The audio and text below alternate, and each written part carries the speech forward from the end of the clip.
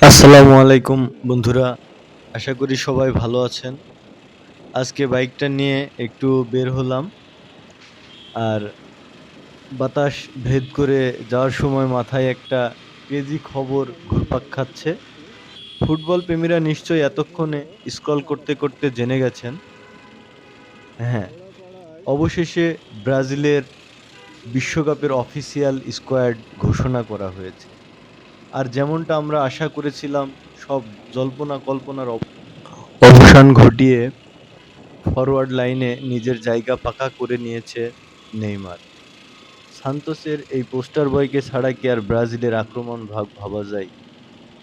তবে শুধু নেইমার একাই নন, এবারের ফরওয়ার্ড লাইনটা কিন্তু পুরো আগুন।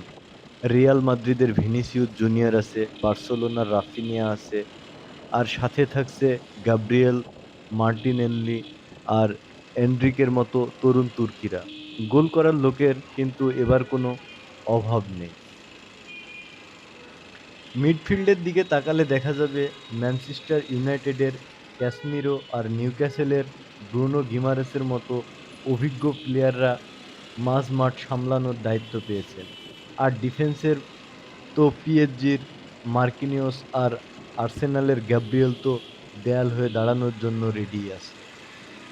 আর গোলবারের কিন- নিচে কিন্তু সেই চেনা ভরসা লিভারপুলের অ্যালিসন আর ফেরবাসের এডারসন। মানে দলটা এক কথায় ব্যালেন্স। তরুণ আর অভিজ্ঞ তার এক চরম কম্বিনেশন তৈরি করেছে সেলেসাওরা।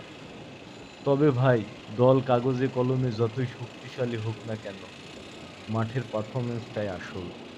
বিগত কয়েকটা বিশ্বকাপে ব্রাজিলের যে ট্র্যাজেডি, সেটা কাটাতে হলে এই দলটাকে একদম জান প্রাণ দিয়ে খেলতে হবে।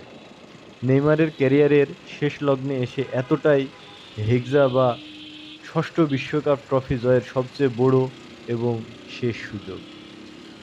তো রাইডার ভাইয়েরা এবং ফুটবল পাগল বন্ধুরা, আপনাদের প্রিয় দল কোনটা? আর ব্রাজিলের এই নতুন স্কোয়াড দেখে আপনাদের কি মনে হচ্ছে? নেইমার কি এবার পারবে সেই কাঙ্ক্ষিত হেক্সা মিশন সফল করতে?